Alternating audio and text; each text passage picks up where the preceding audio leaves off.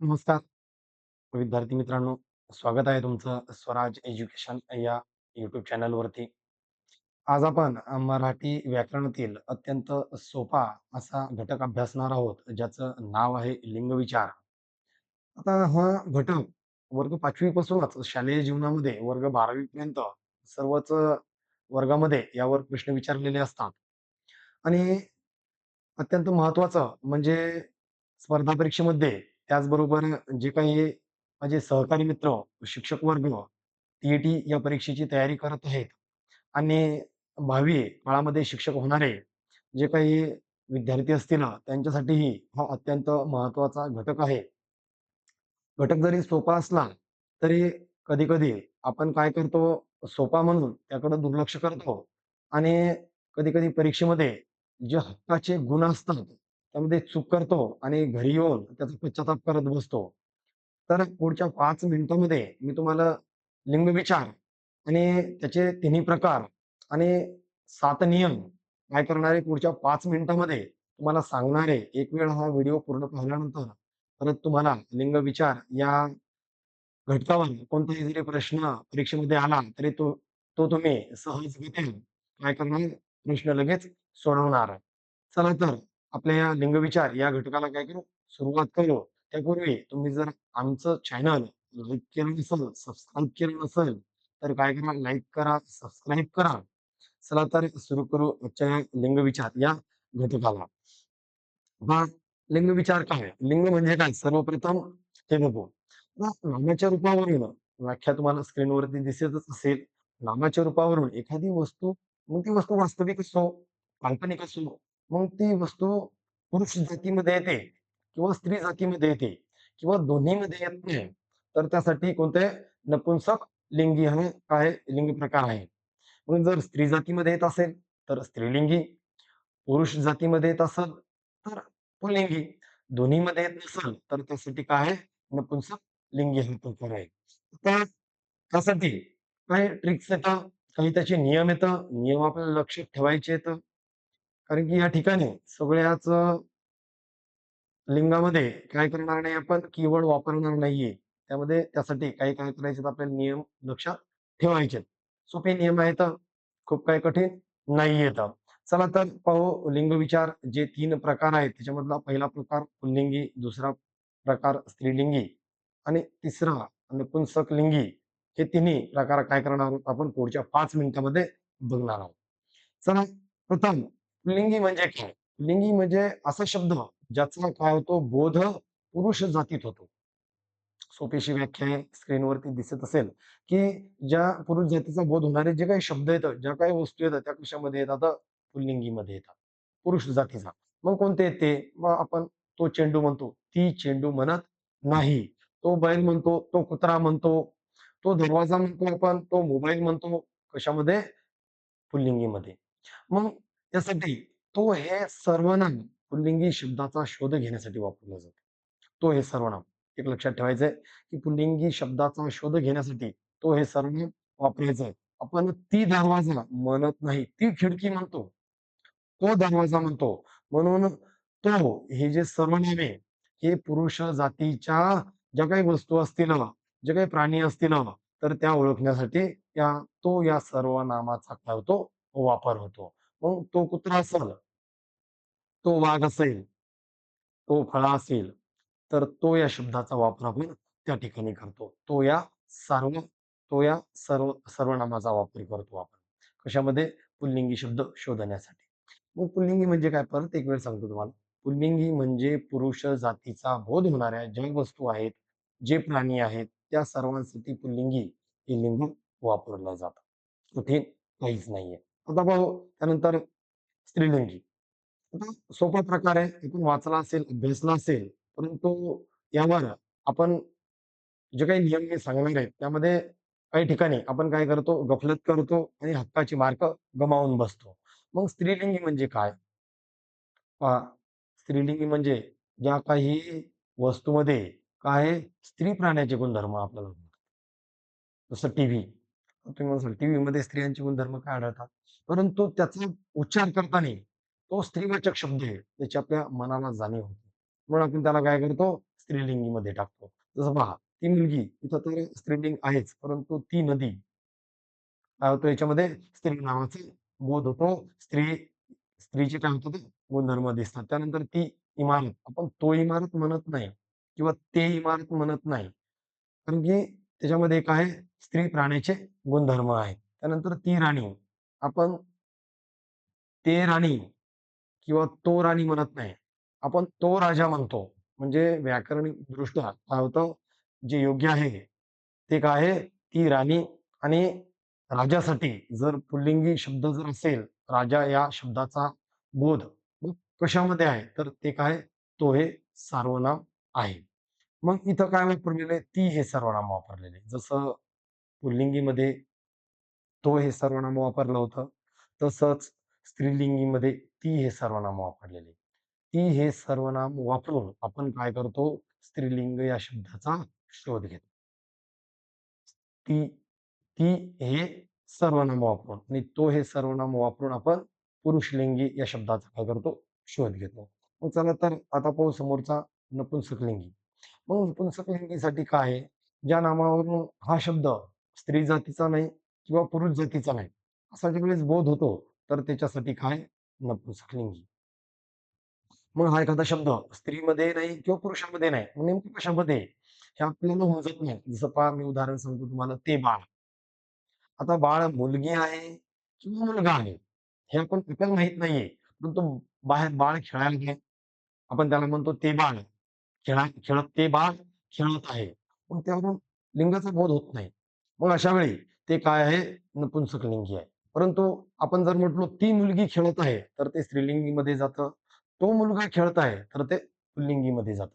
मग स्त्रीलिंगी नसेल, पुल्लिंगी नसेल, तर ते कशामध्ये येतं, नपुंसकलिंगीमध्ये येतं. जसं उदाहरणार्थ ते घड्याळ, ते घर, ते पुस्तक, ते कोकरू. आता कोकरू नेमकं काय आहे? पुरुष आहे, पुरुष जातीचा प्राणी आहे की स्त्री जातीचा प्राणी आहे, हे अद्याप कळालेलं नाहीये. म्हणून काय त्याच्यासाठी ते हे सर्वनाम आपण वापरतो. पुस्तक हे नपुंसकलिंगीमध्ये येतं, त्यासाठी ते हे सर्वनाम वापरतो. घर हे नपुंसकलिंगीमध्ये येतं, त्याच्यासाठी ते हे सर्वनाम वापरतो. म्हणजे थोडक्यात सांगायचं, की जसं पुल्लिंग या शब्दासाठी तो हे सर्वनाम वापरतात, स्त्रीलिंग या शब्दासाठी ती हे सर्वनाम वापरलं जातं. तसंच पुरुष या सर्वनामासाठी सॉरी नपुंसकलिंगी या सर्वनामासाठी ते हे सर्वनाम वापरलं जातं. पहा, तो, ती आणि ते. ह्या तिन्ही गोष्टी, हे तिन्ही सर्वनाम आपल्याला काय करायचे, लक्षात ठेवायचे. पुरुष जातीसाठी तो, स्त्रीलिंगीसाठी ती आणि नपुंसकलिंगीसाठी ते. हे लक्षात ठेवायचं आहे. जसं आपण उदाहरण देतो पहा तुम्हाला 3 उदाहरण. आपण कुत्रा जर असेल, तर काय म्हणतो? तो कुत्रा. काय म्हणतो? कुत्रा. कुत्री जर असेल, तर ती कुत्री म्हणतो. परंतु जास्त जर असतील ना, सार्वनामिक असतील म्हणजे जास्त असतील, तर काय करतो आपण त्याला? ते कुत्री म्हणतो. ज्याचं लिंग आपण ओळखू शकत नाही किंवा ज्याचं लिंग स्त्रीमध्येही नाही आणि पुरुष जातीचंही नाही, पुरुष धर्माचंही नाही आणि स्त्री धर्माचंही नाही. तर त्या टाईमाला, त्यावेळेला काय करायचंय? नपुंसकलिंगी काय करायचंय? डोळे लावून लिहायचंय उत्तर. बरोबर आहे. चला तर याचे काही नियम बघू आपण. पहिला नियम आहे, जे काही संस्कृत भाषेतून काय आलेले आहेत, मराठी भाषेत काही शब्द आलेले आहेत पुरुष जातीचे, तर ते स्त्रीलिंगीमध्ये कन्व्हर्ट करताना, त्याचं रूपांतर करताना काय करतो आपण? ई हा प्रत्यय लावतो. कोणता प्रत्यय? ई हा. जसं विद्वान हा शब्द आहे, आपण त्याला स्त्रीलिंगी करण्यासाठी विदुषी ई हा प्रत्यय वापरलेला आहे. कोणता आहे? ई हा प्रत्यय वापरलेला आहे. त्यानंतर ग्रंथकर्ता. ग्रंथकर्ता हा शब्द आहे, त्याला आपण स्त्रीलिंगी करण्यासाठी ई हा प्रत्यय लावून ग्रंथकर्ती केलेलं आहे. जसं भगवान आहे, त्याला आपण भगवती केलंय. युवा आहे, त्याला ई हा प्रत्यय लावून युवती केलेलं आहे. त्यानंतर राजा आहे, राजाला ई हा प्रत्यय लावून आपण राणी केलेलं आहे. श्रीमान आहे, श्रीमान या शब्दाला ई हा प्रत्यय लावून आपण काय केलेलं आहे? श्रीमती केलेलं आहे. नियम काहीच कठीण नाहीये, सोपा हा नियम आहे, की जर एखादा शब्द संस्कृत भाषेतून मराठी भाषेत आलाय आणि त्याला स्त्री लिंगीमध्ये कन्व्हर्ट करायचंय, रूपांतरित करायचंय, तर काय करायचंय तिथं ई हा प्रत्यय लावायचा. दुसरा नियम काय सांगतो, की काही आकारांत पुल्लिंगी नामांना ई हा प्रत्यय लागतो. मग आकारांत म्हणजे काय बरं? मग आता इथं फळा लिहिलंय. फळ ळा च्या शेवटी काय येतो? हां, म्हणजे हा काय झाला आकारांत शब्द झाला. मग तिथं आकारांत जर शब्द असेल, तर काय करतो त्याला आपण ई हा प्रत्यय लावतो इथे सुद्धा. ई हा प्रत्यय लावून त्याला आकारांतला इकारांत करून टाकतो. म्हणजे फळ्याला फळी करतो, फळ्याला फळी करतो, गाड्याला गाडी करतो, वाडाला वाडी करतो. त्यानंतर लोट्याला लोटी करतो, दांड्याला दांडी करतो. म्हणजे ई हा प्रत्यय काय करतो आपण त्याला स्त्रीलिंगी रूपामध्ये कन्व्हर्ट करतो, त्याला रूपांतरित करतो. दोन्ही नियम तुमच्या लक्षात आले असतील. त्यानंतर तिसरा नियम आहे आकारांत पुल्लिंग प्राणीवाचक.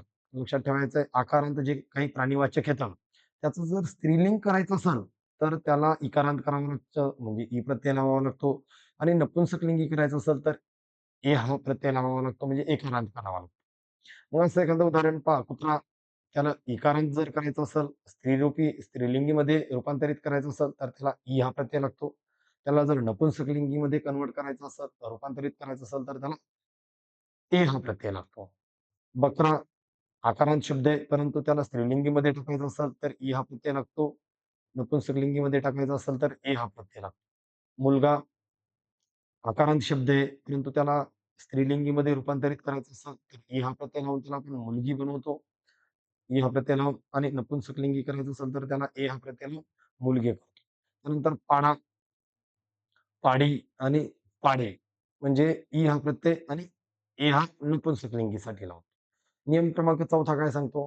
काही प्राणीवाचक उकारांत, आता तुम्हाला सांगितलं आकारांत, इकारांत, उकारांत म्हणजे शेवट ज्यानं होतो, जसं शब्दाचा शेवट कुत्रा, आ न होतो कुत्री, ई न होते, तसेच काही उकारांत शब्द आहेत. मग त्या उकारांत पुल्लिंगी नामाची स्त्रीलिंगी रूपे जर करायची असेल, तर इथे सुद्धा ई हाच प्रत्यय लागतो. पहा, पहिल्या नियमामध्ये ई, दुसऱ्या नियमामध्ये ई, तिसऱ्या नियमामध्ये ई आणि चौथ्यामध्ये सुद्धा ई हाच प्रत्यय लागत आहे. म्हणून हे एक आपल्यासाठी समजण्यासाठी आपल्याला काय होतं, सोपं होतं, की एखादा पुल्लिंगी या शब्दाचं रूपांतर जर आपल्याला स्त्रीलिंगीमध्ये करायचं असेल, तर त्याला ई हा प्रत्यय लागतो आणि नपुंसकलिंगीमध्ये करायचं असेल, तर ए हा प्रत्यय लागतो. मग काय सांगते नियम 4 की मग काही प्राणीवाचक शब्द येतात, ते उकारांत येतं. काय येतं? उकारांत पुल्लिंगी नामाची स्त्रीलिंगी काय होतं? रूपे इकारांत होतात. जसं युवक त्याला काय होतं? युवती. नट काय होतं? नटी. त्यानंतर नर काय होतं? नारी. तरुण काय होतं? तरुणी. बेडूक काय होतं? बेडकी. श्रीमान काय होतं? श्रीमती. त्यानंतर नियम क्रमांक पुढचा नियम क्रमांक 5 काय सांगतो आपल्याला, की काही प्राणीवाचक जे शब्द आहेत त्या शब्दांना काय करायचं असतं आपल्याला स्त्रीलिंग रूप तयार करायचं असेल त्याचं, तर त्याला ईन हा प्रत्यय लागतो. कोणता प्रत्यय लागतो? ईन हा ईन हा प्रत्यय. मग पहा पुल्लिंगीमध्ये मास्तर आहे, तर स्त्रीलिंगीमध्ये काय होणार त्याचं? मास्तरीण म्हणजे काय लागला? ईन हा प्रत्यय लागला. त्यानंतर सोनार आहे, तर ईन हा प्रत्यय लागून आपण त्याला काय करतो? सोनारीन करतो. शेजार आहे, शेजारला शेजारीन करण्यासाठी ईन हा प्रत्यय लागतो. त्यानंतर पाटील आहे, त्याला ईन प्रत्यय लावून आपण काय करतो? पुतलीनबाई करतो. बाई नाही बरं, फक्त पुतलीन करतो.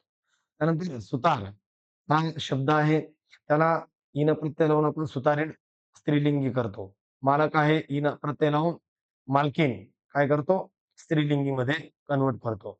आता पहा इथं आपण इंग्रजीमध्ये जर टीचर आहे, तर टीचरला टीचरच म्हणतो. टीचर म्हणत नाही, परंतु मराठीमध्ये मास्तरला इन हा प्रत्यय लावून मास्तरीण करतो. त्यानंतर नातेवाईक. आता या ठिकाणी पहा, हा नियम थोडासा महत्त्वाचा आहे. आता काही सामासिक शब्द आहेत. आपण शब्दसिद्धीमध्ये सामासिक शब्द अभ्यासलेले आहेत. समास हा पूर्ण घटक आपण अभ्यासलेला आहे. त्यामध्ये भरपूर सारे सामासिक शब्द त्याचा अभ्यास आपण केलेला आहे. मग काही सामासिक शब्दाचं जर लिंग बदलायचं असेल, तर शेवटचा जो शब्द आहे, त्याच्यावरून त्या सामासिक शब्दाचं लिंग ठरवलं जातं. जसं नातेवाईक, नातेवाईकामध्ये स्त्रिया पण असतात, पुरुष पण असतात, बालकं पण असतात. म्हणून याला नपुंसकलिंगी मध्ये त्याचा काय करतात समावेश करतात. त्यानंतर पाणीपुरी. तुम्हाला इथं पुरीवरूनच कळत असेल, की पुरी ही स्त्रीलिंगी आहे. म्हणून स्त्रीलिंगी मध्ये याचं काय करतात? रूपांतर करतात.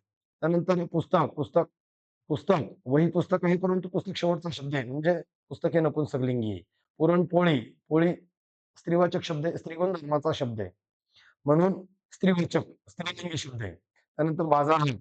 हाट हा पुरुषाचा बोध करणारा शब्द आहे, म्हणून पुरुषवाचक. गायरान नपुंसकलिंगी. बघा काकू, काका असतील, पण काकू नंतर एक काकू शेवटचा शब्द आहे. म्हणून काकू हा काय आहे? स्त्रीलिंगी शब्द आहे. त्यानंतर आई-वडील पहा आई अगोदर आहे, वडील नंतर आहेत. वडील शेवटचा शब्द आहे. म्हणून वडील हा पुरुषवाचक शब्द येतो. त्यानंतर मीठ, भाकरी हा पुरुषवाचक शब्द येतो. त्यानंतर साखर-भात हा पुरुषवाचक शब्द येतो. देवघर हा नपुंसकलिंगी शब्द येतो. भाजीपाला हा पुरुषवाचक शब्द येतो. म्हणजे नियम एकदम सोपे आहेत. पहिल्या 4 नियमामध्ये तर आपल्याला पुरुषवाचक स्त्रीवाचकमध्ये कन्व्हर्ट करायचं असेल, तर त्याला काय करायचं आपल्याला ई प्रत्यय लावायचा आहे. 5व्या नियमामध्ये काय करायचं आहे, जर काही प्राणीवाचक शब्द असतील ना, तर त्याला ईना हा प्रत्यय लावायचा आहे. म्हणजे आपोआपच काय होऊन जाईल तुम्हाला स्त्रीवाचक शब्द मिळून जाईल. आणि काही असे सामासिक शब्द येतात, त्याचा शेवटचा शब्द पाहायचा आहे. आता सामासिक शब्दामध्ये आपण पद अभ्यासलेले आहेत. पहिलं पद जरी स्त्रीलिंगी असेल आणि दुसरं पद जर पुरुषलिंगी असेल, तर तो शब्द पुरुषलिंगी होतो. पहिलं पद कोणतंही असू द्या, दुसऱ्या पदावर काय असतो त्याचा अर्थ दडलेला असतो. दुसऱ्या पदावरून त्याचं काय करायचं असतं तर शोध घ्यायचा असतो. मग आता त्यानंतर नियम क्रमांक 7वा काय सांगतो आपल्याला? नियम क्रमांक 7 सांगतो, की काही स्त्रीलिंगी रूपे हे स्वतंत्र असते. त्यामध्ये कोणताही प्रत्यय लागत नाही किंवा कोणताही नियम तिथे लागू होत नाही. जसं पित्याचं. पिताचं माता करण्यासाठी कोणताही नियम लागू होत नाही. दीरचं जावं करण्यासाठी कोणताही नियम लागू होत नाही. वरचा वधू करण्यासाठी कोणताही नियम लागू होत नाही. बापचं माय करण्यासाठी कोणताही नियम लागू होत नाही. म्हणजे हे स्वतंत्र स्त्री रूपे तयार झालेली आहेत. बोकडचं शेळी, नवऱ्याचं बायको म्हणजे आपल्या तार्किक बुद्धिमत्तेनं असे प्रश्न काय करायचे असतात आपल्याला सोडवायचे असतात. त्यानंतर मुलगा, सून, नर, नारी आपली तार्किक बुद्धिमत्ता वापरून त्या ठिकाणी काय करायचं असतं तर असे प्रश्न आपल्याला सोडवायचे असतात. मग शेवटचं आपला मुलचा मराठीमध्ये असे काही शब्द आहेत ना, ज्याचा अर्थ तोच राहतो. शब्द बदलतो आणि लिंग बदलते. हां, अर्थ तोच. शब्द बदलतो आणि लिंग बदलते. जसं बघ रुमाल काय आहे? पुरुषवाचक आहे. पगडी अर्थ तोच आहे. शब्द बदललाय आणि लिंगही बदललंय. स्त्रीलिंग झालंय. त्यानंतर पागोटे शब्द तोच आहे. अर्थ तोच आहे. सॉरी अर्थ तोच आहे. शब्द बदललाय आणि लिंगही बदललंय. हे नपुंसक लिंगी झालेलं आहे. त्यानंतर ग्रंथ पुल्लिंगी आपण त्यालाच पोथी म्हणतो म्हणजे स्त्रीलिंगी झाला आणि पुस्तक म्हणतो नपुंसकलिंगी झाला. देह लिंगी झालं, काया स्त्रीलिंगी झालं आणि शरीर नपुंसकलिंगी झालं. म्हणजे काही शब्द असे सुद्धा आहेत मराठी व्याकरणामध्ये, की अर्थ तोच राहतो, शब्द बदलतो आणि त्यासोबत लिंग सुद्धा बदलतो. पण अर्थ तोच राहतो. चला तर विद्यार्थी मित्रांनो, आपण लिंग या प्रकाराचे एकूण 7 जे महत्त्वाचे नियम येतो, ते अभ्यासलेले येतात आणि लिंग विचार म्हणजे काय? याचा सुद्धा काय केलेला आहे आपण अभ्यास केलेला आहे. त्यामध्ये पुल्लिंग, स्त्रीलिंग आणि नपुंसकलिंग असे 3 प्रकार आपण शिकलेत. आपण पुल्लिंग यासाठी तो हे सर्वनाम वापरतो. स्त्रीलिंगीसाठी ते हे सर्वनाम वापरतो. तर नपुंसकलिंगीसाठी ते हे सर्वनाम वापरतो. आणि काही नियमांमध्ये इ हा प्रत्यय लावतो. काही नियमांमध्ये ईना हा प्रत्यय लावतो. काही स्वतंत्र स्त्रीलिंगी रूपे झालेली आहेत. काही सामासिक शब्दामध्ये शेवटच्या शब्दावर काय असतं त्याचं लिंग ठरलेलं असतं. आणि काही असे शब्द येतात ते मराठी भाषेमध्ये अर्थ तोच राहतो, शब्द बदलतो आणि लिंगही बदलते. असे शब्द मी तुमच्यासमोर मांडलेले आहेत. तर हे नक्कीच हा लिंगविचार हा पूर्ण घटक तुम्हाला समजला असेल, अशी आशा करतो आणि इथेच थांबतो. तुम्ही आमच्या चॅनलला लाईक केलं नसेल, सबस्क्राईब केलं नसेल, तर चॅनलला लाईक करा, सबस्क्राईब करा. चला तर धन्यवाद. भेटू पुढील व्हिडिओमध्ये.